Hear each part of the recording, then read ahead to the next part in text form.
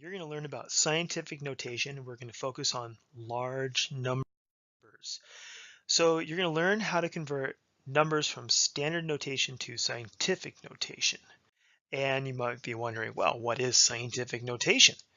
It's simply a method of writing large or small numbers, and they have to have a whole bunch of zeros. That's where it's most effective. So, for example, 45, that's 45 million, or 0 point, 1, 2, 3, 0, 0, 0, 0, 0, 0, 0, 2, 1. Instead of having to write all the zeros, we're going to write it in scientific notation. And we're going to just focus on the really large numbers. So we're going to focus on numbers like these, not on these. That'll be for another lesson. So first we have to think about what happens when we multiply by 10. Such as 4 times 10, it's 40. And you might be thinking, well, you just add the 0 and you get 40. But I want to think about something else. I want to think about where the decimal is on 4. The decimal is right there. We don't write it, but it's there. And when you multiply by 10, it's more accurate to say that the decimal moves to the right by 1 when you multiply by 10. And a similar thing when you multiply by 100. You end up moving that decimal 2 times to the right because you're multiplying by 100, not just 10. So multiplying by powers of 10, you move the decimal to the right, however many times you got to move it. And that's what's happening here in scientific notation. So here is our standard notation. We have the number 23,000. And we're going to turn it into from scientific notation to from standard notation, to scientific notation.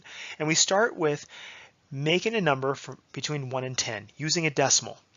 And so if I put the decimal right, let me get this going here. If I put the decimal right here, I would have 230, and that's not a number between 1 and 10.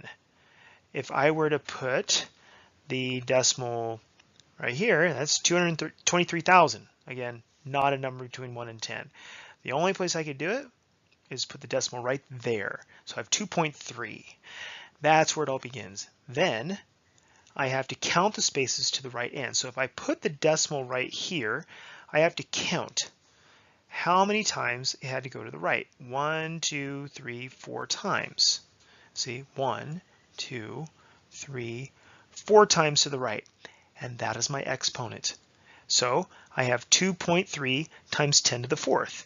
That is the number in scientific notation. So we're going to explore how to go from scientific to standard notation. We have our scientific notation number. We know it's in scientific notation because it's times 10 to a power. Well, that 10 to the 4th right here is the same thing as 1,000. And 2.3 times 1,000, you got to move the decimal 4 times to the right. What? 1, 2, 3, 4. Yeah, it goes all the way to the right. So that is our standard notation. And the exponent is telling us how many times to move the decimal to the right as we go from scientific to standard notation. For example, 5.6 times 10 to the 5th. That 5 is telling us move the decimal 5 times to the right. So we have our 5.6, and we move the decimal 1, 2, 3, 4, 5 times, fill it in with zeros, and that's equal to 560,000. There you go. There's your standard notation. So to review, from standard to scientific, create a number from 1 to 10 using a decimal, and then count the number to the right. That is our exponent. It tells us how many times to move the decimal. For example, 285,000, that is, well, we create a decimal, a number from 1 to 10 using a decimal. So that decimal is going to go right there, 2.85. And we have to move it 1, 2, 3, 4, 5 times to the right. That's why we have an exponent of 5.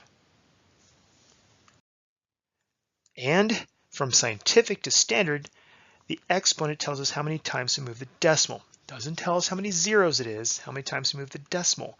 For example, 5.1 times 10 to the 8th, you're going to move this decimal 8 times to the right. And there you go. 1, 2, 3, 4, 5, 6, 7, 8. There you go. What, 510 million? Huge number.